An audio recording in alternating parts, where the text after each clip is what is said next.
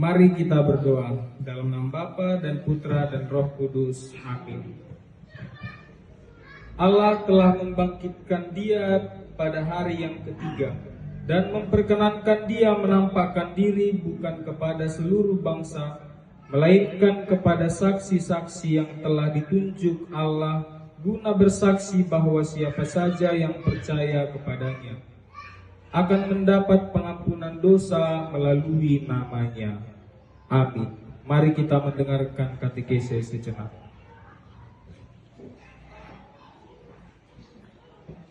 Bapak Ibu, saudara-saudari yang terkasih, pada perayaan Paskah tahun ini secara khusus kita merayakan kebangkitan Tuhan kita Yesus Kristus, yang secara khusus juga saya akan membawakan katekese berkaitan dengan Adam dan Kristus yang diambil dari surat Rasul Paulus kepada jemaat di Roma bab 5 ayat 12 sampai 15.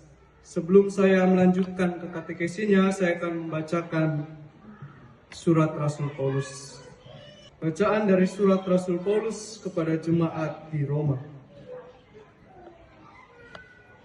Sebab itu sama seperti dosa telah masuk ke dalam dunia melalui satu orang, dan melalui dosa itu juga maut. Demikianlah maut itu telah menjalar kepada semua orang, karena semua orang telah berbuat dosa. Sebab sebelum hukum Taurat ada, dosa telah ada di dunia. Namun dosa itu tidak diperhitungkan kalau tidak ada hukum Taurat. Sungguh pun demikian, maut telah berkuasa dari zaman Adam sampai zaman Musa, juga atas mereka yang tidak berbuat dosa, dengan cara yang sama, seperti pelanggaran yang telah dibuat oleh Adam, yang adalah gambaran Dia yang akan datang. Tetapi karunia Allah tidaklah sama dengan pelanggaran Adam. Sebab jika karena pelanggaran satu orang banyak orang telah jatuh di dalam kuasa maut, jauh lebih besar lagi anugerah Allah dan karunia-Nya yang dilimpahkannya atas banyak orang, karena satu orang, yaitu Yesus Kristus. Demikianlah sabda Tuhan.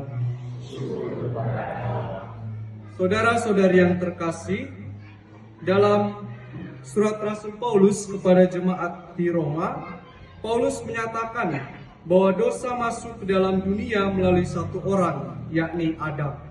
Adam di sini diartikan dalam bahasa Ibrani ialah manusia.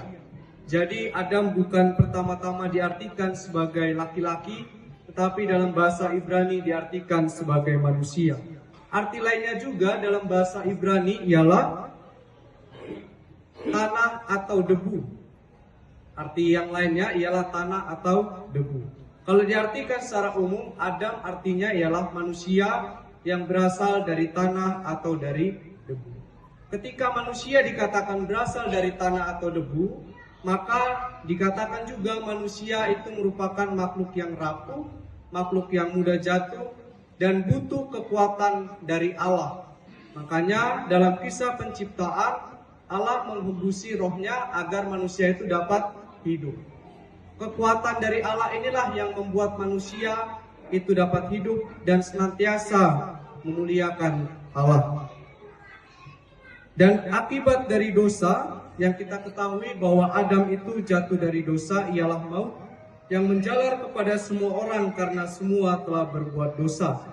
Dosa dan maut sungguh berdampak universal yang mempengaruhi seluruh umat manusia. Paulus menggunakan perbandingan antara Adam dan Kristus guna menjelaskan konsep dosa dan keselamatan. Adam dijelaskan sebagai figur representatif melalui ketidaktaatannya yang membawa dosa dan maut ke dalam dunia, sementara Kristus melalui ketaatannya membawa pembenaran dan hidup. Keduanya menekankan kontras antara akibat dari tindakan Adam dan Kristus bagi umat manusia. Saudara-saudari yang terkasih, dengan kejatuhan manusia dalam dosa menjadikan manusia memiliki kebutuhan akan anugerah Allah. Hal ini dikarenakan manusia berdosa tak mungkin mengampuni dosanya sendiri. Analogi yang demikian cocok digambarkan ialah dari yang lebih kecil ke yang lebih besar. Nantinya kita akan memahami bahwa ada Adam pertama dan Adam kedua atau Adam terakhir yang disebut dengan Kristus. Artinya, dosa dan maut telah masuk dalam dunia melalui satu orang. Maka lebih lagi anugerah dan kehidupan dapat datang melalui satu orang, yakni Yesus Kristus. Tentunya maut adalah konsekuensi langsung dari dosa yang sungguh memiliki hubungan sebab akibat, yakni hukuman yang adil dari Allah. Kita dapat mengetahui bahwa ketika kita berbuat baik, maka kita akan mendapatkan berkat. Ketika kita berbuat jahat, maka kita akan mendapatkan kutuk. Dan begitu jugalah yang dipahami oleh bangsa Israel pada masa itu. Dan yang dikatakan di sini sebagai hubungan sebab akibat, ketika kita baik maka kita akan mendapat berkat, ketika kita jahat maka kita akan mendapatkan kutuk.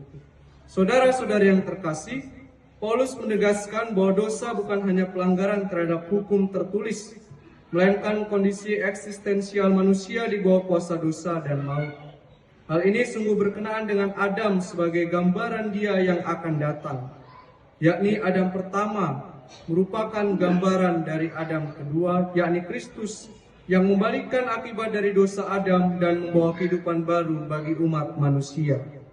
Karya penyelamatan Kristus inilah yang membalikkan akibat dosa dari Adam dan memberikan kehidupan kepada mereka yang ada dalam Dia. Artinya, Adam pertama itu sebagai gambaran manusia lama kita.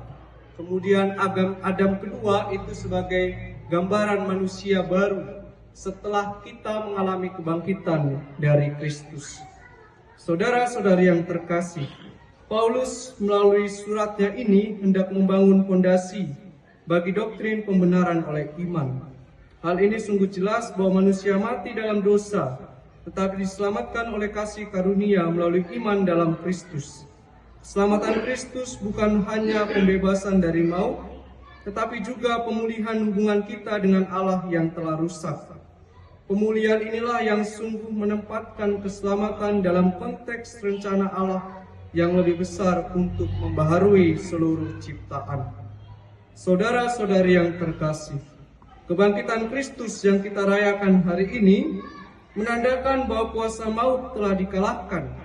Apa yang dimulai oleh ketidaktaatan Adam kini dipulihkan oleh ketaatan Kristus. Bagi kita sebagai umat beriman, Paskah berarti kita tidak lagi hidup di bawah kuasa dosa dan maut. Kita telah dipersatukan dengan Kristus dalam baptisan, sehingga kita ikut ambil bagian dalam hidup baru. Maka hidup dalam suasana Paskah adalah hidup yang ditandai pengharapan baru dan pembaruan relasi dengan Allah.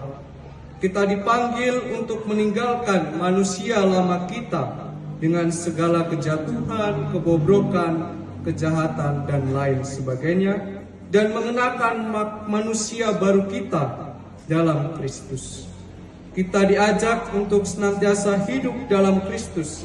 Kita berani untuk melawan dosa, memperbaiki relasi yang rusak dengan sesama, dan hidup dalam kasih. Paskah mengajak kita bukan hanya mengenal, tetapi mengalami dari kegelapan menuju terang, dari dosa menuju rahmat, dari kematian menuju kehidupan. Saya tutup katekese ini dengan sebuah ungkapan permenungan saya selama Trihari Paskah. Paskah kepanjangannya ialah apa? Bapak Ibu kira-kira ada yang tahu Paskah kepanjangannya? Pantaskan sikap dan hati sesuai kehendak Allah.